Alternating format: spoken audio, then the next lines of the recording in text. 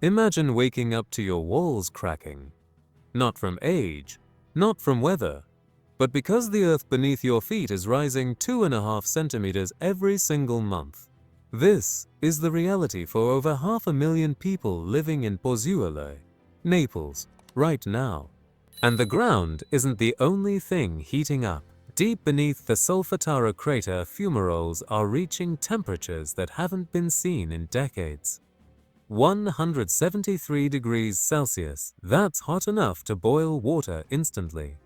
And these volcanic vents are not cooling down. They're getting hotter. Right now, at this very moment, the Campi Flegrei caldera is exhibiting the exact same warning signs that appeared just days before the strongest earthquake in 40 years struck this region. In March 2025, a magnitude 4.6 earthquake rattled Naples. Families ran into the streets, buildings swayed, children screamed. And scientists discovered something terrifying. 1 week before that quake hit, fumarole temperatures had spiked. Ground uplift had accelerated. The volcano was trying to tell us something. And now, those same signals are back. The data we're about to share with you comes directly from Italy's National Institute of Geophysics and Volcanology, the INGV. These aren't theories. These aren't predictions. These are measurements taken within the last 72 hours. And they should concern everyone living near Naples, everyone planning to visit southern Italy, and frankly, anyone who cares about one of the most dangerous volcanic systems on the planet. Before we dive into the numbers, you need to understand what Campi Flegrei actually is. This isn't Mount Vesuvius. This is something far larger and far more unpredictable. Campi Flegrei is a supervolcano caldera, a massive collapsed volcanic structure that sits directly beneath the densely populated areas west of Naples. 24 volcanic craters. Intense hydrothermal activity, and a history of catastrophic eruptions that shaped human civilization. The last eruption was in 1538, when Monte Nuovo formed in just 1 week, burying entire villages under ash and lava. But here's what makes Campi Flegrei so uniquely dangerous. It doesn't need to erupt to destroy.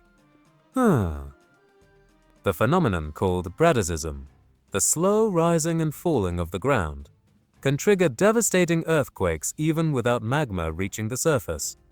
Since November 2005, the ground at Rione Terra in Pozzuoli has risen 155 centimeters. That's over 5 feet. What's happening right now, today, as you watch this video? Between December 8th and December 14th, the INGV recorded 34 earthquakes in the Campi Flegrei caldera. The largest measured magnitude 2.0. That might sound small, but remember, these are shallow quakes occurring less than 3 kilometers beneath your feet. When an earthquake happens at that depth, you feel it. The ground uplift rate has stabilized at 25 millimeters per month since October. That's 2.5 centimeters. Every single month. To put this in perspective, during the relatively calm period from April to early October, the uplift was only 15 millimeters per month. We're now seeing a 70% increase in the speed at which the ground is rising. This acceleration is significant because it indicates increased pressure building beneath the caldera. But the most alarming data comes from the fumaroles. At the Solfatara crater's main fumarole, known as Bocca Grande, temperatures are holding steady at 173 degrees Celsius. At Pisciarelli, another major fumarolic field, temperatures average 94 degrees. These readings might seem stable, but they confirm a long-term trend that scientists find deeply concerning. The hydrothermal system is not cooling. It's maintaining elevated temperatures month after month, which suggests continuous heat input from deep magmatic sources. Now, here's what these numbers actually mean for real people living in this danger zone. Every morning, Maria Esposito walks through her apartment in Pozzuoli checking for new cracks. She finds them weekly. Long fractures running up her bedroom wall, gaps appearing between the ceiling and the door frame. Her landlord stopped repairing them months ago because new ones appear faster than he can fix the old ones. Maria isn't alone. Thousands of families across Pozzuoli, Bagnuli, and the historic Rioni Terra district are documenting the same terrifying phenomenon. So, their homes are being pulled apart from below. The port of Pozzuoli has become a physical measurement tool for Bradisism. Boats that once floated freely now scrape the harbor floor at low tide. Dock workers have been forced to recalculate mooring depths 3 times this year alone. Commercial fishermen report losing access to traditional berthing spots because the seabed has literally risen out of the water. This isn't gradual geological time. Schools in the red zone conducted earthquake drills last month.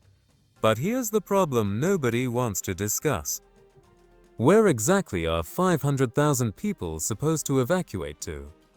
The official evacuation plan relies on buses transporting residents to safer regions of Italy.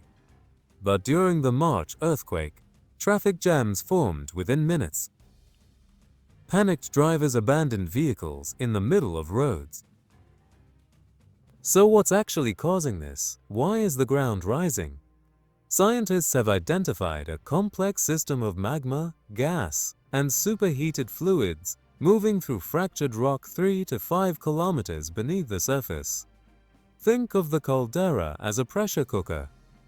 Deep magmatic intrusions heat vast reservoirs of water trapped in porous rock. As this water heats, it expands and turns to steam. Recent studies using seismic tomography have revealed something critical. There's a major fracture zone running beneath Pozzuoli at depths between 3 and 5 kilometers. This fractured rock acts like a highway system for hot fluids and gases. As pressure builds, these fluids migrate upward, reaching the surface through fumaroles like the ones at Solfatara and Pisciarelli. The mud jets we mentioned earlier, shooting 10 meters from fumarole vents, are direct evidence of this pressurized system seeking release. But here's the question scientists are asking right now. Is this pressure building toward an eruption? Or will it release through continued earthquakes and ground deformation? The honest answer is nobody knows for certain. What we do know is this. Every single time in recorded history that Campi Flegrei has shown sustained uplift, combined with elevated fumarole temperatures and increased seismic activity, something significant has followed. Here's where things get really concerning. The official alert level for Campi Flegrei is currently yellow. Yellow means attention, not evacuation, not emergency, just attention. But let's compare what yellow supposedly means versus what's actually happening on the ground. Yellow alert suggests moderate volcanic unrest with no imminent eruption threat. Yet we're seeing ground uplift rates that match the 1980s crisis when authorities almost ordered mass evacuations. So why hasn't the alert level been raised? The answer is complicated and deeply political. Raising the alert to orange would trigger mandatory evacuation planning.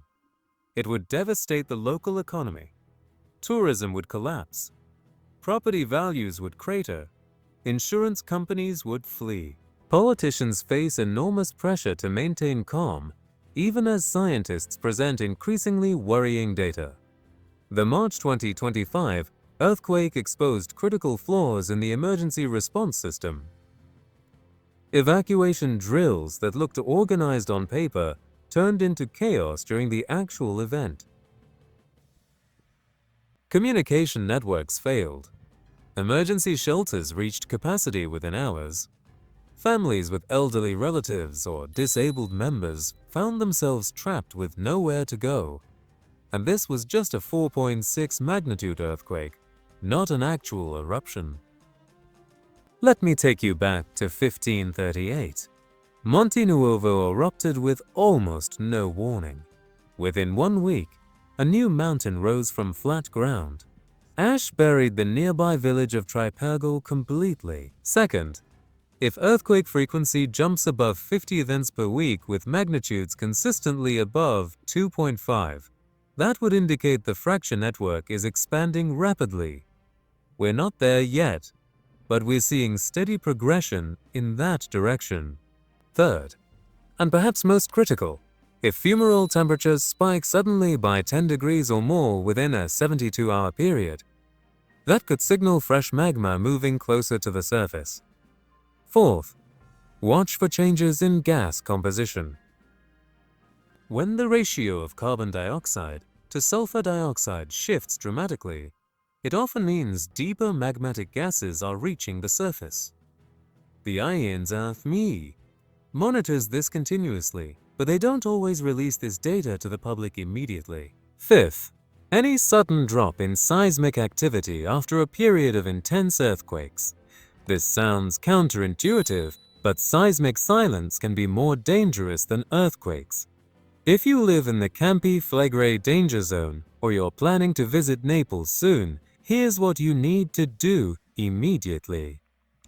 First, prepare an emergency evacuation bag right now, not tomorrow. Second, establish a family communication plan. Decide on a meeting point outside the danger zone. Make sure every family member knows the address and how to reach it using multiple routes. Fifth, and this is critical, do not wait for official evacuation orders if you see multiple warning signs occurring simultaneously. If you feel several strong earthquakes in a single day, you notice unusual ground cracking around your property.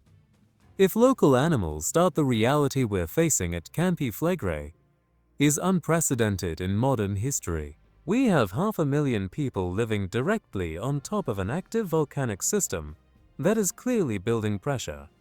This isn't fear-mongering. This is risk assessment based on measurable data. The March 2025 earthquake was a warning. The question is whether we're listening. Here's my final question for you, and I really want to know your answer. If scientists could predict the exact date of the next major earthquake, but it was 6 months away, would you want to know? Or would the stress of waiting be worse than not knowing? Comment below, because this ethical dilemma is something researchers actually debate. Hit that subscribe button right now. Because when it comes to natural disasters, the people who survive are the ones who saw the warning signs and took them seriously. Don't let complacency be the reason you're unprepared.